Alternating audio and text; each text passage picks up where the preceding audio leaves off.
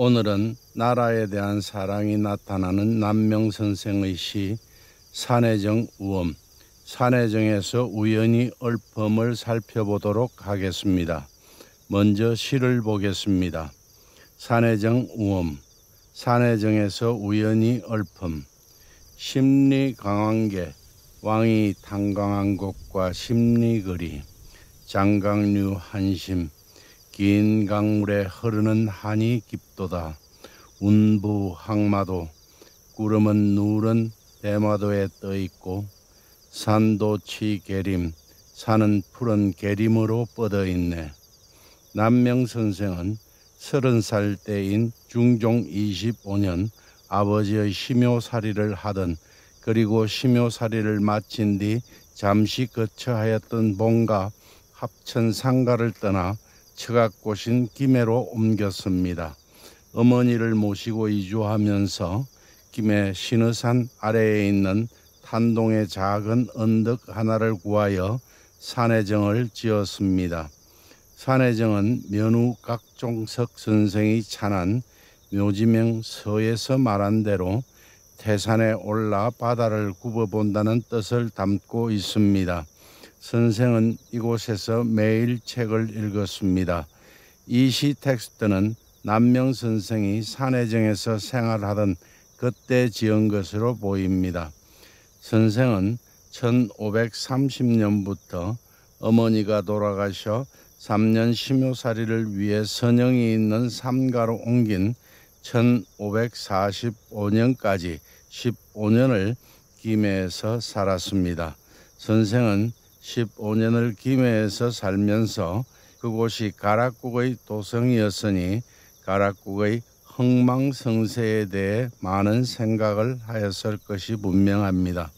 그리고 이 시기에 김해 지역을 중심으로 이 나라를 수시로 침범하는 외인들을 보면서 이 나라에 전운이 감돌고 있다는 것을 알았을 것입니다. 이 시 텍스트는 이러한 상황 속에서 쓰여진 것입니다. 이 시 텍스트는 지난 나라들의 흥망성쇠를 생각하면서 오늘 외구로부터 다가오는 이 나라의 위기를 근심하는 시입니다. 1구 왕이 탄강한 곳과 심리거리는 산해정에서 가락국의 수로왕이 탄강한 구지봉까지가 심리거리밖에 되지 않는다고 합니다. 그곳까지의 거리가 심리밖에 되지 않으니 남명선생은 가락국의 자체에서 나타나는 흥망성쇠를 생각하면서 이 구에서는 긴 강물에 흐르는 역사의 한, 즉 나라가 영속하지 못하고 망한 한이 깊다는 것입니다. 이는 지난 일입니다. 그런데 상구에서는 현실로 돌아옵니다. 구름이 누른 대마도에 떠 있다고 하니 전운이 감도는 좋지 못한 기운, 즉 누른 구름이 대마도에 떠 있다는 것입니다. 대마도는 실제 대마도이기도 하고 일본의 상징적인 의미를 담고 있기도 합니다. 당시 남명선생은 김해에 살면서 이곳에 자주 출몰하는 외인들을 보면서 일본이 우리나라를 침범하고자 하는 좋지 못한 기운이 있다는 것을 느끼면서 나라를 급히 바로 세워야 한다고 생각했습니다. 이러한 선생의 생각은 명종 10년 1555년 을묘년에 올린 단성현감 사직상소문에도 나타납니다. 평소에 조정에서 제물로 사람을 임용하니 재물만 모이고 백성은 흩어져 버렸습니다.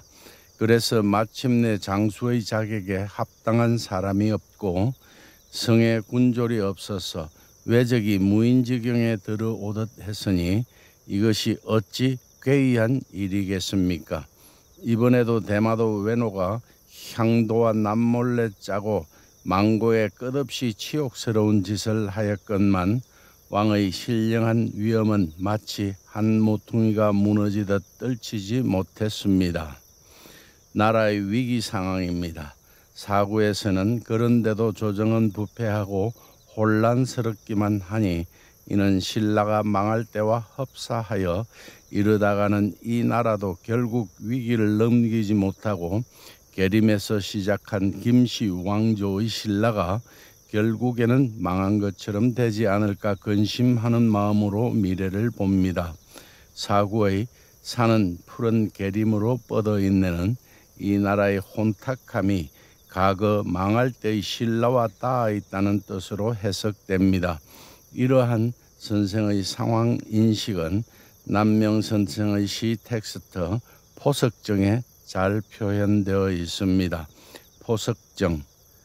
풍엽계림 이개가 단풍든 계림은 벌써 가지가 변했으니 교는 불시 멸신라. 교는이 신라를 멸망시킨 것 아니라네. 포정자소궁병벌. 포석정에서 대궐의 군사가 망하도록 자초한 것이니 도차 군신 무계하. 이 지경에 이르면 임금과 신하 어쩔 계책 없는 법.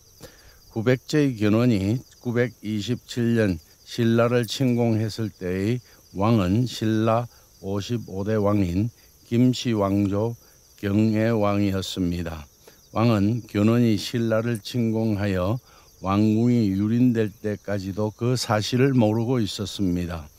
포석정에서 신하들과 잔치를 벌이고 있었습니다.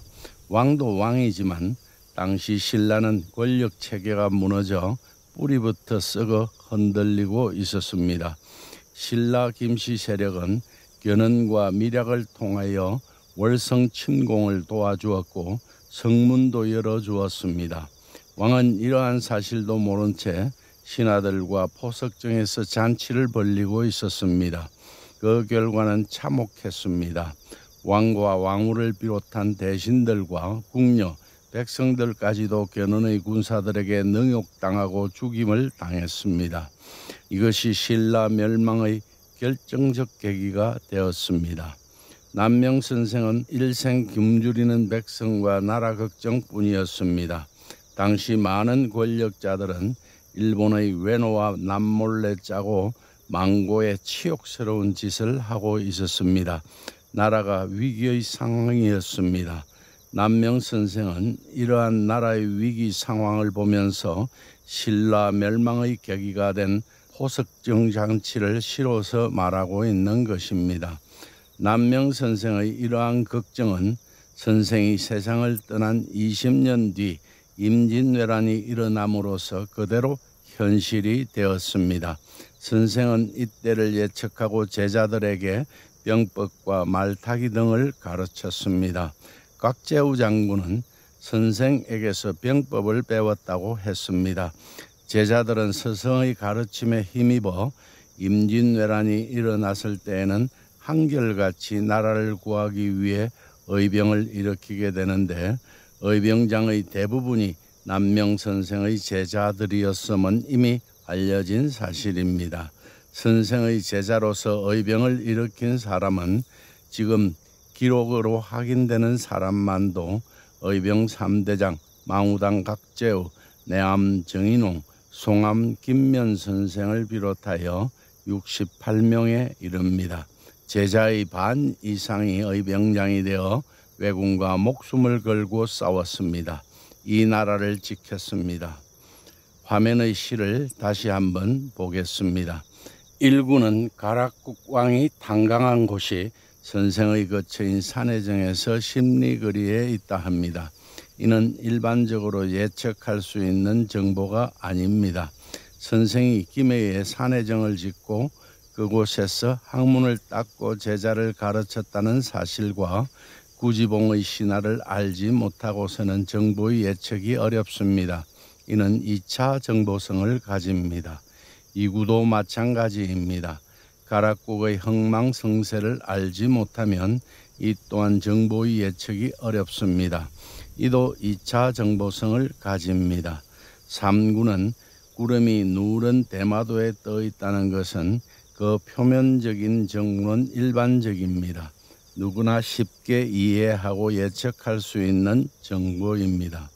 1, 2구의 2차 정보성을 누구나 쉽게 예측할 수 있는 1차 정보성으로 끌어내리고 있습니다. 4구는 이를 다시 2차 정보성으로 끌어올려 흥미를 더합니다. 계림은 신라 김씨 왕조를 이룬 시조 김알지가 탄광한 곳입니다. 계림의 김알지 신화를 알지 못하고서는 정보의 예측이 어렵습니다. 2차 정보성을 가집니다. 일구의 왕이 탄광한 곳은 삼국유사 제2권 기 제2 가락국기에 나타난 수로왕의 탄광 신화를 인용한 것입니다. 천지가 개백한 이후로 이 땅에 아직 나라의 칭호가 없었고 군신의 칭호도 없었다. 이때 아도간, 여도간, 피도간, 오도간, 유수간, 유청간, 신청간, 오천간, 신귀간 등 구간이 있었다. 이 추장들이 백성을 아울러 다스렸으니 모두 백호에 7만 5천 명이었다. 대부분이 저마다 산과 들에 모여 살았고 우물을 파서 마시고 밭을 갈아 먹었다. 후한의 세조 광무제 건무 18년 이민년 3월 개욕 이래 그들이 살고 있는 북쪽 구지봉에서 사람들을 부르는 것 같은 이상한 소리가 났다. 그래서 무리 200~300명이 이곳으로 모여들었다. 사람의 소리 같았지만 그 형체는 보이지 않고 소리만 들렸다. 여기에 사람들이 있는가? 구간들이 말하였다. 우리들이 있습니다. 또 소리가 들려왔다. 내가 있는 곳이 어디인가? 구간 등이 다시 대답하였다. 구지봉입니다. 또 소리가 들려왔다. 하늘이 나에게 이곳에 내려와 새로운 나라를 세워 임금이 되라고 명하셨기 때문에 내가 일부러 온 것이다.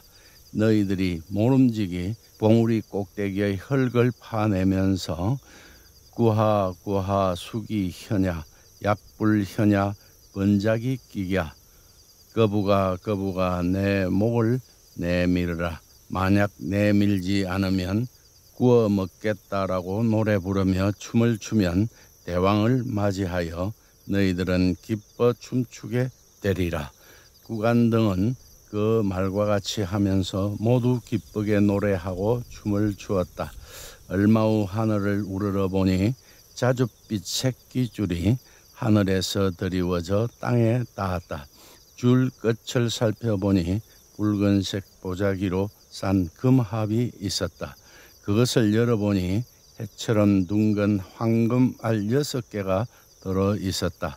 사람들은 모두 놀라고 기뻐서 허리를 굽혀 100번 절하고 얼마 후 다시 금합을 쌓아들고 아도간의 집으로 가져와 탑 위에 두고 제각기 흩어졌다.